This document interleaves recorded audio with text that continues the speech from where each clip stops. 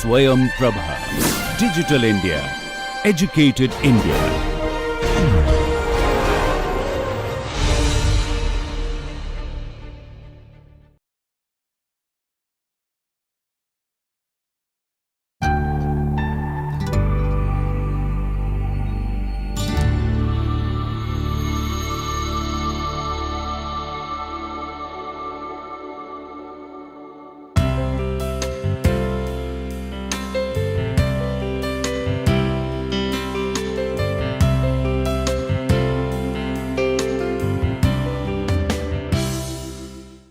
Good morning and welcome to the lecture series Introduction to Interaction Design. In the previous lecture, we saw what type of raw data is gathered from interviews, questionnaires and observations. We also saw how themes are identified and data is categorized, as well as what kind of analytical frameworks should be used. So, in today's lecture, we will see how designers discover requirements. So, discovering requirements focuses on exploring the problem space and define what will be developed. So, in the case of interaction design, this includes understanding the target users and their capabilities and strengths, how a new product might support users in their daily lives, users' current tasks, goals and the different contexts, and constraints on the product's performance and etc. So, these form the basis of the product requirement and the foundation of design and construction. So, one may feel that it will be difficult to distinguish between requirements, design and evaluation activities because they are so closely related. So, this confusion is especially true in an iterative development cycle like the one we use for interaction design. So, requirements, design and evaluation are all intertwined, with some design taking place while requirements are being discovered and when the design is evolving through various steps. So, this is where the cycle is being redesigned. So, because the development cycles are so iterative and short, so one may confuse the purpose of the different activities, but in reality each of them have a different emphasis and a specific goal, and each of them is necessary to produce a quality product. So, for any design problem, asking questions like what, how and why is very essential. So, we have to consider what is the purpose of the requirements activity and how to capture the requirements once they are discovered. So, the requirement activity sits in the first two phases of the double diamond of design. We have already discussed this in one of the previous lectures. So, the two phases involve exploring the problem phase to gain insights and establish a description of what will be developed. So, requirements may be discovered through certain direct activities or also indirectly through the product evaluation stage, prototyping, design or the construction phase. At the same time, along with the wider life cycle requirements, discovery is an iterative process.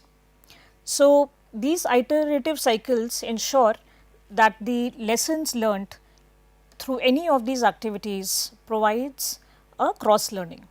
So, generally the requirements they evolve as the stakeholders interact with the design and they learn how the process of design is moving forward. Now, capturing requirements, now they can be captured in several different forms. For some products such as a diet monitoring app, it may be appropriate to capture requirements directly through a prototype or operational product, but in case of other requirements like for example, process of booking a cab in a new city. So, in that case a more detailed understanding of requirements behavior will be required. So, before we start the construction of the final solution. So, ideally a structured notation to investigate the product's requirement is useful in this process. So, generally in all cases capturing requirements specifically is beneficial in order to make sure that key requirements are not lost through the iterations. So, in interactive products, they are used in a wide range of domain and have certain user expectations. The magnitude of the problem is important to consider.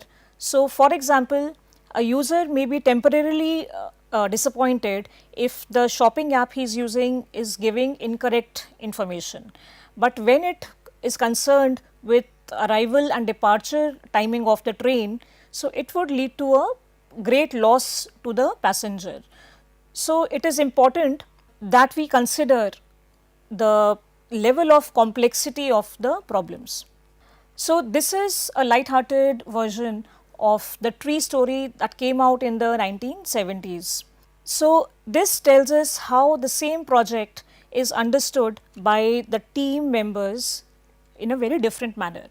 So, the user begins by exaggerating their need, and how the project leader and the analyst and other team members, how they misinterpret this requirement. So, clearly the miscommunication that has happened has resulted in certain consequences, and if the iterative user centered approach is undertaken, then different perspectives are involved which will lead to a agreement. Now, for this requirement needs to be very clearly articulated. So, one of the goals of interaction design is to produce usable products that support the way that people communicate and interact in their daily lives. So, discovering and communicating requirements helps to advance this particular goal, because defining what needs to be built supports the developers and allows the users to contribute to the overall process very effectively. So, if the product turns out to be unusable or it is inappropriate, then everyone will be disappointed, beginning from the user to the design team. So, user centered design with repeated iterations and evaluations along with user involvement produces better products and avoids certain miscommunication and problems from happening. So, requirement is a statement about an intended product that specifies what is expected to do or how it will perform. So, we have an example here that a requirement for a smartwatch step counter feature is to be accurate, but another less precise requirement may be for teenagers to find the smartwatch more attractive. So, the requirements activity would involve exploring in more detail exactly what will make this watch more attractive and appealing to the teenagers. So, one of the goals of requirements is to identify, clarify and capture the requirements of the users. So, the process of discovering requirements is iterative, allowing requirements and their understanding to evolve over time. So, in addition to capturing the requirements themselves, this activity also involves specifying criteria that can be used to show in the when the requirements are fulfilled. So, for example, usability and user experience criteria can be used here. So, requirements come in different forms and at different levels of abstraction. So, in this example here, the requirements expressed are of generic requirement structure, which is called an atomic structure, and the diagram describes the shell and its fields.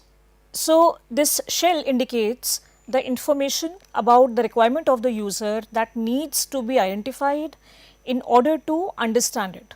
So, the shell is from a range of resources collectively called Volare, which is a generic requirement framework. So, although Volare is not specifically designed for interaction design, but it has wide applications in many different domains and has been extended to include the user experience analytics. So, in this example here, we can see that the inclusion of the fit criteria which can be used to assess when the solution meets the requirement of the user. At the same time, we have indications like customer satisfaction, customer dissatisfaction, and also the priority of this need. So, these will indicate the information about the requirement that needs to be identified in order to understand it better. So, user stories communicate requirements between team members. Each represents a unit of customer visible functionalities and serves as a starting point for a conversation, which helps to extend and clarify the requirements. So, user stories may also be used to capture usability and user experience goals. Originally, user stories were normally written on a physical card that would restrict the amount of information that could be captured for a focused conversation between the stakeholders.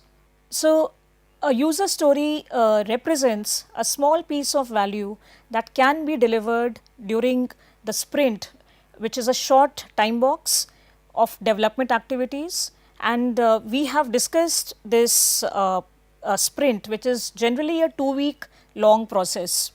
So, user stories are more prevalent when we are using an agile approach for product development, and user stories form the basis of planning for a sprint, and they are the building blocks from which the product is constructed. So, once this is completed and ready for development, a story consists of a description, an estimate of the time it will take to develop, and an acceptance test that determines how to measure when the requirement has been completed or fulfilled. So, it is common for a user story to be decomposed into smaller stories, which are often called tasks.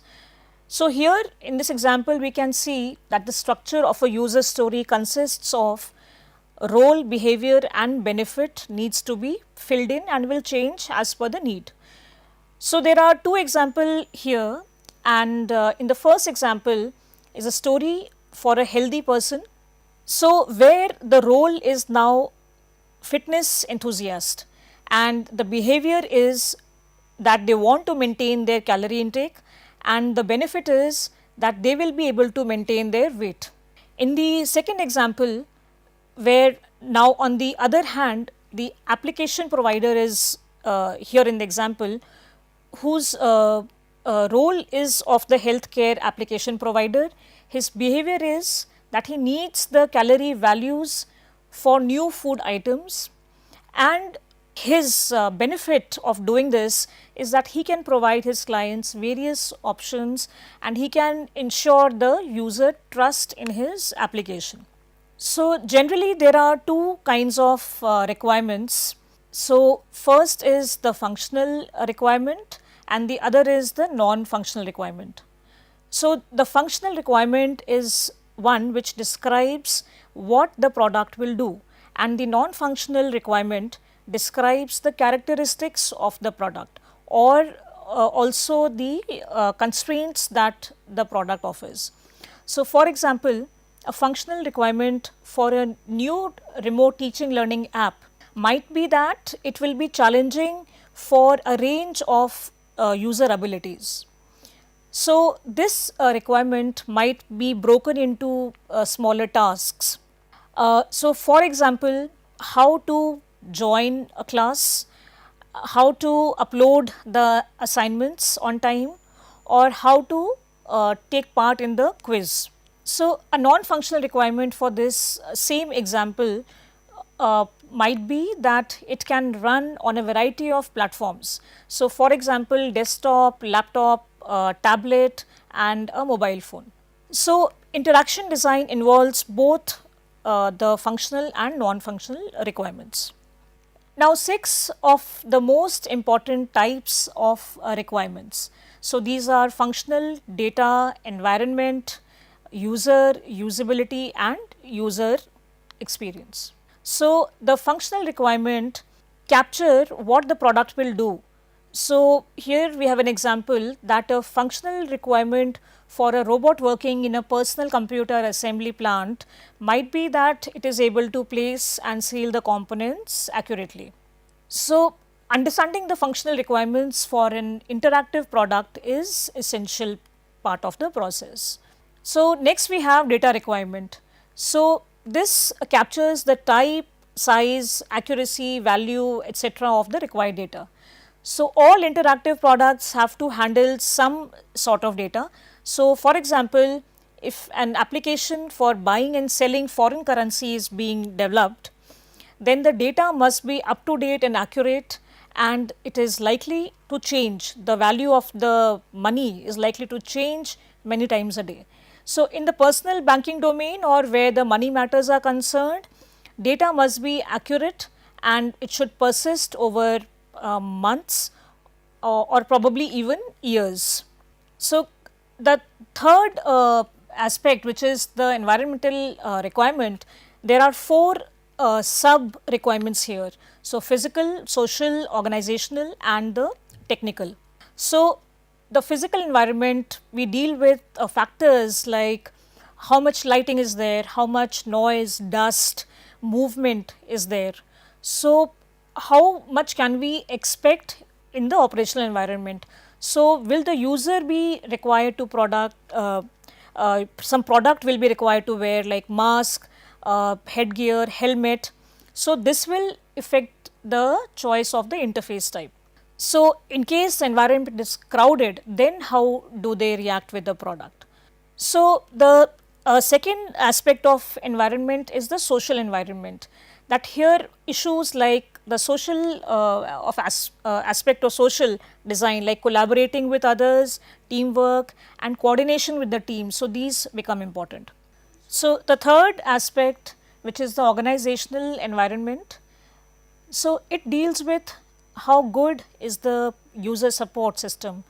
So, how easily can it be obtained, and are there facilities or resources for training purposes, which will ensure how efficient or stable is the communication infrastructure and other similar requirements. Lastly, we have the technical environment where it will be need to be established. So, for example, what kind of technologies will the product be compatible with, and what technological limitations need to be kept in mind, which are relevant for the final product design. So, next is the user characteristics, which captures the key attributes of the intended user group. So, where the users abilities, skills are important to consider, and also depending on the product, their educational background, preferences, personal circumstances, physical or mental limitations are also important to consider. So, at the same time, the user may be a beginner, an expert, or maybe a casual user or a frequent user. So, all these factors will affect the way in which the interaction is designed. So, for example, a beginner will require step by step guidance, but the expert may prefer a flexible interaction and maybe more control features. So, the collection of characteristics for a typical user, they form the user profile. So, any one product may have several different user profiles. Now, usability engineering is an approach in which specific measures for the usability goals of the product are agreed upon, which happens early in the development process, and they are used to track the progress as development of the product proceeds. So, this ensures that usability is given priority and it facilitates the progress tracking. So, this is also the case for the user experience goals. Although it is harder to identify quantifiable measures that track these qualities, an understanding of their importance is needed during the requirements activity. So, we have discussed usability goals and user experience goals in lecture 4 earlier in detail, and you may refer to that lecture for reference. So, we will stop here today, Today we saw different kinds of requirements and how clarity and communication is important to identify different kinds of requirements, even from a simple description. We also saw some additional data gathering techniques and how they may be useful for discovering the requirements. So, for example, user stories. In the next lecture, we will see how creating personas and scenarios and some other techniques in user centered design can be useful tools and help a design team understand the users, their needs, experiences, behaviors, which are very important considerations for the design, final design output. So, thank you and see you in the next class.